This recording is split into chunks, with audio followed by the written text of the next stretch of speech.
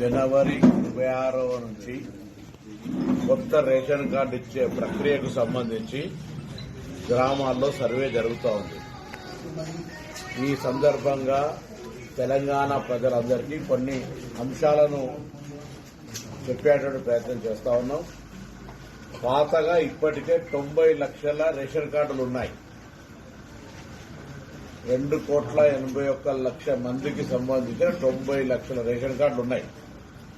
ఇప్పుడు వాటికి సంబంధించిన అంశం గాని ప్రస్తావన గాని ఈ కొత్త రేషన్ కార్డు పంపిణీలో లేదు.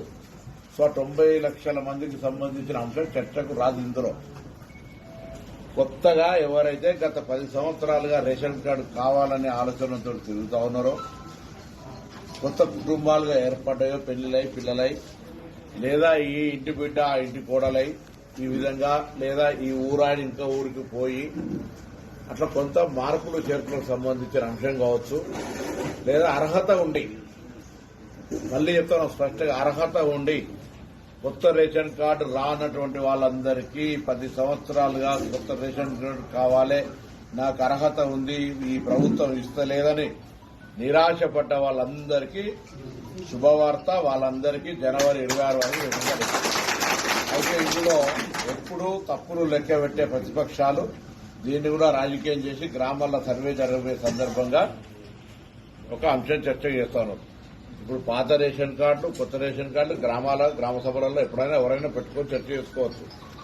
ఎలిజిబిలిటీ రానులు ఎవరైనా ఉన్నా కూడా మళ్ళీ రాష్ట్ర వ్యాప్తంగా రేషన్ కార్డుకు అర్హత ఉండి రాకుంటే ఎవరైనా మీ సంబంధిత అధికారికి కానీ మీ దగ్గరలో ఉన్నటువంటి ప్రజాప్రతినిధికి ఏ నియోజకవర్గమైనా సరే మీరు విజ్ఞాపన పత్రం ఇవ్వచ్చు.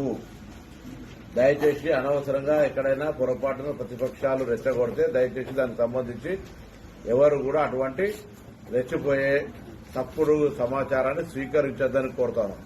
మళ్లీ చెప్తాను, తెలంగాణ రాష్ట్ర మంత్రిగా తెలంగాణలో ఇప్పటికే 90 లక్షల మందికి రేషన్ కార్డు ఉంది.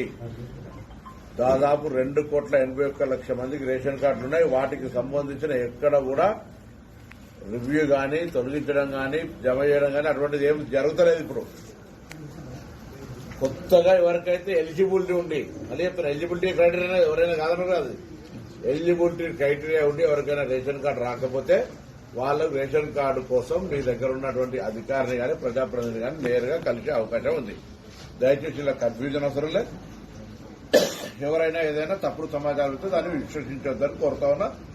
అర్హులైన వాళ్ళందరికీ గత 10 సంవత్సరాలుగా వేచి చేస్తున్న వాళ్లకు తెల్ల రేషన్ కార్డులు ఇవ్వబడుతుంది.